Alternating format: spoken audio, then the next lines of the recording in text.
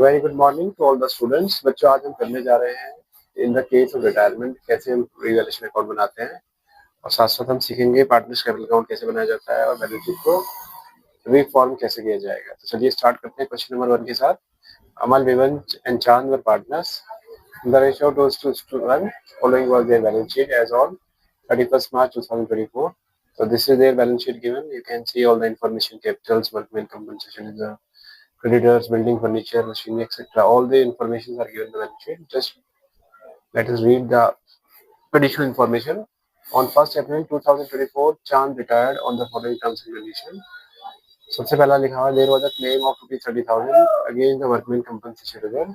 तो आप देख सकते हैं वर्कमैन कंपनसेशन रिजर्व में 45,000 अमाउंट लिखा हुआ है, बट जो क्लेम है वो 30,000 का है। तो इसका मतलब जो बचा हुआ 15,000 है वो पार्टनर्स के बीच में उनके ओल्ड रेशियो में डिस्ट्रीब्यूट हो जाएगा। अब देखते हैं बिल्डिंग में रिवैल्यूड एट 3,80,000। सो बिल्डिंग का जो बुक वैल्यू है वो दिया हुआ है 3 लाख, और जो उसकी रिवैल्यूड वैल्यू है वो 3,80,000। तो देख सकते हैं आप 80,000 का एप्रिसिएशन हो रहा है, तो ये 80,000 रिवैल्यूएशन अकाउंट की क्रेडिट साइड में आ जाएगा। ऐसे ही बिल्डिंग के बाद furniture and machinery were to be depreciated by 10% and 5% respectively. यानी फर्नीचर को 10% डेप्रिशिएट करना है और मशीनरी को 5% डेप्रिशिएट करना है। देख लेते हैं, तो फर्नीचर को 10% डेप्रिशिएट करेंगे तो ये हो जाएगा 70,000 का 10% हो जाएगा 7,000। तो ये रिवैल्यूएशन अकाउंट के डेबिट साइड में जाएगा। ऐसे ही मशीनरी की बात करें 1,80,000 के ऊपर 5% के हिसाब से, तो ये आ जाएगा 9,000। तो ये भी रिवैल्यूएशन अकाउंट के डेबिट साइड में आ जाएगा। देखते हैं further adjustment. Debtors include an amount of ₹20,000 which was not to be recovered and create a provision on at the rate of 5% on debtors for doubtful debts। इसका मतलब 20,000 के straight away bad debts हो गए हैं और 5% का provision create करना है। सबसे पहले हम 20,000 को रिवैल्यूएशन के डेबिट साइड में लिख देंगे। इस डेटर्स में से पहले हम 1,20,000 में से 20,000 माइनस करेंगे तो नेट डेटर बन जाएगी 1 लाख, और उसी 1 लाख का हम 5% प्रोविजन निकालेंगे। तो देखते हैं इसका इफेक्ट रिवैल्यूएशन अकाउंट के ऊपर क्या होगा। रिवैल्यूएशन अकाउंट के डेबिट साइड में आ जाएगा 2 बैड डेट्स 20,000 और 1 लाख का 5% 5,000 आ जाएगा to provision for doubtful debts. और बिल्डिंग और गुडविल तो their form was valued at ₹2 lakh. तो चलिए करते हैं। Amount payable to Chand was to be transferred to his loan account. चलिए देखते हैं रिवैल्यूएशन अकाउंट। जैसा हमने डिस्कस किया, फर्नीचर में डेप्रिसिएशन का 10% 7,000 डेबिट साइड में लिख दिया है। मशीनरी 9,000 से डेप्रिशिएट हो रही है, उसे भी डेबिट साइड में लिख दिया है। बैड डेट्स वो है 20,000 के और एक प्रोविजन फॉर डाउन डेट्स 5,000 का है। और क्रेडिट साइड में हम लिख देंगे जो बिल्डिंग में एप्रिसिएशन हुआ 80,000 का।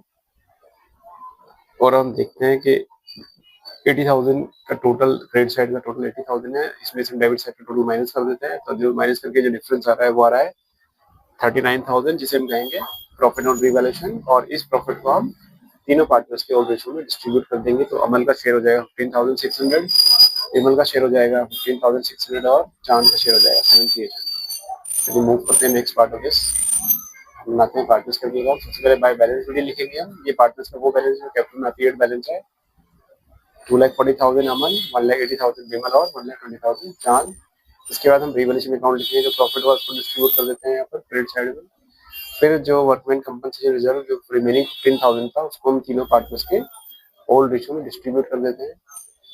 तो उसके बाद गुडविल का ट्रीटमेंट कर लेते हैं। गुडविल को देखते हैं। गुडविल की एंट्री जैसे हमने डिस्कस किया already, remaining gaining partners capital account debit to retired partner. तो उस केस में क्योंकि चांद रिटायर हो रहा है तो इसका जो जनरल एंट्री की जो लेजर पोस्टिंग है वो जाएगी bye अमन्स capital, bye Vimals capital, और चांद के अकाउंट में आ जाएगा ये। और डेबिट साइड में आ जाएगा टू चांद कैपिटल, और मैंने हाईलाइट किया हुआ है ये येलो शेड से। पहले हम देखते हैं चांद का शेयर 1.5 है और फॉर्म की गुडविल है। फॉर्म की गुडविल दी हुई है, this is given. Forms goodwill is D point. Form की गुडविल 2 लाख है, 1/5 के हिसाब से चांद का शेयर आ जाता है 40,000। और क्योंकि इसमें कोई इन्फॉर्मेशन नहीं है गिविंग रेशियो के बारे में, तो क्योंकि अमल और विमल का जो रेशियो 2:2 म्यूचुअल रेशियो है, तो वही उनका गिविंग रेशियो हो जाएगा। तो इस 40,000 को वो 1:1 के रेशियो में डिस्ट्रीब्यूट कर लेंगे। तो आप देख सकते हैं एंट्री मैंने पास की हुई है bye अमल्स capital 20,000, bye Vimals capital 20,000 और डेबिट साइड में आ रहा है टू चांस कैपिटल, मल में 20,000 और विमल में 20,000। और इसके बाद में हम इसका टोटल कर लेते हैं, अमल का पहले टोटल कर लेते हैं। अमल का टोटल आ रहा है 2,61,600। इसमें से हम 20,000 माइनस करेंगे, बैलेंस शीट आ जाएगा मतलब 2,41,600। ऐसे विमल का भी सेम तरह टोटल करेंगे, बैलेंस आ जाएगा 1,81,600। और चांद जो रिटायरमेंट ले रहा है, चांद का जो अमाउंट ड्यू है वो उसके लोन में ट्रांसफर हो जाएगा, तो ले देंगे तो चांस लोन अकाउंट 1,70,800। अब हम बैलेंस शीट देख लेते हैं। बैलेंस शीट में कैपिटल्स आ जाएंगे अमल और विमल का, जो इनके बैलेंस शीट हमने कैलकुलेट किए थे वो आ जाएंगे, और चांद का लोन अकाउंट आ जाएगा। फिर वर्कमैन कंपनसेशन रिजर्व जो क्लेम था 30,000 उसको लायबिलिटी शो करेंगे। क्रेडिटर्स कोई इन्फॉर्मेशन नहीं, क्रेडिटर्स लायबिलिटी आ जाएगा। और बिल्डिंग 3 लाख की बुक वैल्यू थी, 80,000 का एप्रिसिएशन है, ये हो जाएगा 3,80,000। ऐसे फर्नीचर 70,000 है और 7,000 का डेप्रिसिएशन है, माइनस कर देंगे इसमें से, ये बच जाएगा 63,000। ऐसे ही मशीनरी में से मशीनरी 1,80,000 है, 9,000 का डेप्रिसिएशन माइनस कर देंगे तो 1,71,000 बच जाएगा।